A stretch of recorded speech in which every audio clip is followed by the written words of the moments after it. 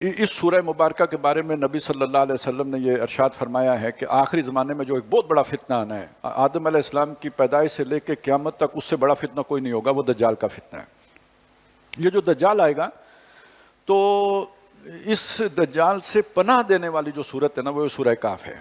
یعنی یہ اگر بعض روایات میں پوری صورت کا ہے، پوری صورت جو جمعے کے دن پڑھ لے تو اسے ایک نور مل جاتا ہے، یعنی کنفیوز نہیں ہوگا، اسے اللہ تعالیٰ کلیئرٹی دے دے گا، چیزوں کو صحیح سمجھ دے دے گا، ایک یہ مطلب ہو گیا۔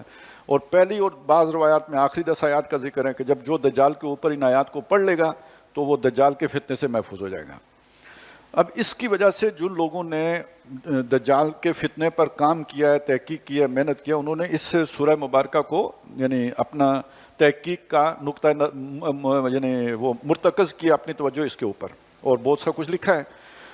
تو کسی زمانے میں مجھے بھی شوق ہوا تھا، وہ سارا کچھ مجھے پڑھنے کی توفیق ہوئی، مطلب بزرگوں نے جو کچھ بھی لکھا، مولانا مناظر حسن گیلانی نے لکھا، ابوالکلام نے لکھا، اور دیگر جو اس کے اوپر جو لٹریچر بنا وہ پڑھنے کی توفیق ہوئی، پڑھا۔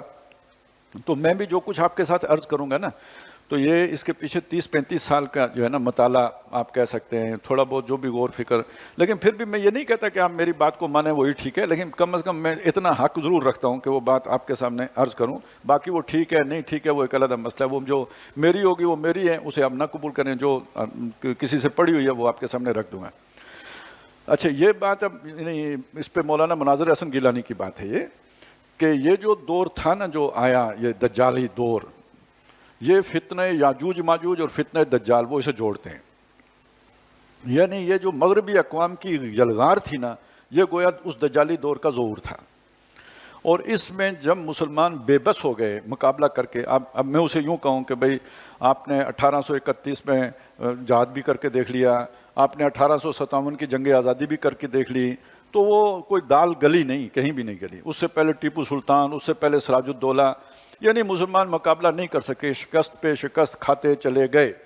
پھر ہندوستان کے بعد آپ کو پتہ ہے سارا عرب ہاتھ سے نکل گیا، جاوا، سماٹرا، ملیشیا، سب جو ہے نا مسلمان مغلوب ہو گئے، دب گئے۔ اب مسئلہ کھڑا ہو گیا کہ ان کے ساتھ ان کی ایک تہذیب بھی آ رہی ہے، ان کی ایک سویلائزیشن بھی ہے۔ اب اگر ان کے ساتھ انٹریکشن کرتے ہیں تو وہ سویلائزیشن آپ کو جو ہے نا وہ اس میں پھنس جاتے ہیں، وہی بنے گا جو وضع میں تم و نصارہ تو تمدن میں ہنوز، وہ صورت بن جائے گی۔ تو اپنے دین کو بچائیں کیسے؟ تو نہایت اولو العزم، نہایت دلیر بہادر لوگوں نے یہ فیصلہ کیا کہ مقابلہ تو نہیں ہو سکتا، کٹا جائے، الگ ہوا جائے آئسولیشن میں، اور اس کو تشبیہ دی جیسے وہ جو نا اصحاب کاف کٹ گئے تھے، ایسے ہم معاشرے سے کٹ جائیں۔ اس کٹنے کو عمل کو انہوں نے کہا یہ مدارس کا قیام ہے۔ یہ جو پہلا مدرسہ بنا ہے دیوبند 1867 میں، تو 1857 کی جنگ آزادی کے ناکامی کے 10 سال کے بعد بنا ہے۔ تو یہاں سے وہ بات شروع ہوئی ہے، یہ ان کی بات ہے۔ اب اس میں جو میں نے اپنا لچ فرائی کیا ہے وہ میں بھی آپ کے سامنے رکھ دیتا ہوں۔ وہ کچھ اور چیزیں بھی پڑھی ہیں اس کے متعلق، اس میں سے ایک چیز یہ ہے، اور یہ بنی اسرائیلی روایت ہے، یہ ہماری روایت نہیں ہے، بنی اسرائیلی روایت ہے، اور اس میں خوشخبری ہے نبی صلی اللہ علیہ وسلم کی جو ہے نا دنیا میں آنے کی۔ فارکلیت آئے گا، فاران کی پہاڑیوں سے آئے گا، اور وہ دنیا کو روشنی سے بھر دے گا، نور ہوگا، خیر، وہ جو بھی اس کو وہ یہ سارا بیان کرنے کے بعد انہوں نے یہ بات، اس میں یہ بات ہے 1000 سال کے بعد، یعنی فارکلیت یعنی محمد رسول اللہ صلی اللہ علیہ وسلم کے آنے کے 1000 سال کے بعد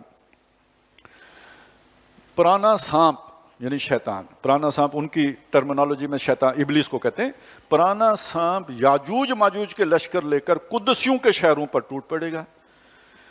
تو یہ جو مغربی اقوام کے غلبے کا دور ہے، یہ ٹھیک حضور صلی اللہ علیہ وسلم کے 1000 سال بعد کا دور ہے، اور ٹھیک یہ وہ ٹائم ہے جب یہاں اکبر نے ایک مصیبت کھڑی کی تھی وحدت ادیان کی۔ ویسٹ میں بھی ایک کام ہو رہا ہے، اور وہ کیا ہو رہا ہے جو میں نے ابھی آپ کو شروع میں سنایا تھا، مذہب بیزاری کی تحریک، خدا سے بغاوت کی تحریک، اور اس سے ملتا جلتا ایک سیٹل طریقے سے کام جو ہے نا ہندوستان میں بھی شروع ہوا ٹھیک اسی وقت میں جو اکبر نے کیا۔ یہاں اللہ تعالیٰ نے اکبر کے اس سارے کام کا کلا کما کروا دیا مجدد الفسانی کے ذریعے سے، دوسرے 1000 سال کے پہلے مجدد۔ ادھر ظاہر ہے وہ عقیدہ ہی غلط تھا، تو کس بنیاد پر اس کی مخالفت کی جاتی ہے، کاٹا جاتا ہے، وہاں وہ کامیاب ہو گیا، ہندوستان میں یہ پہلی ناکامی ہو گئی۔ اب یہ سلسلہ چلا، تو اب ایک اور حدیث ہے، وہ حدیث یہ ہے، یہ جو دجال سے متعلق حدیث ہے کہ دجال کا جو پہلا دن ہوگا نا وہ سال کے برابر ہوگا، جو دوسرا دن ہوگا وہ مہینے کے برابر ہوگا، جو تیسرا دن ہوگا وہ ہفتے کے برابر ہوگا، اس کے بعد جو اس کے دن ہوں گے نا وہ تمہارے عام دنوں کے برابر ہوں گے۔ اب اس میں بہت سے علماء نے اپنی اپنی سوچ سوچی ہے کہ بھئی یہ کیا کیا مراد ہے. اس میں ایک عمران این حسین صاحب کی بھی رائے ہے.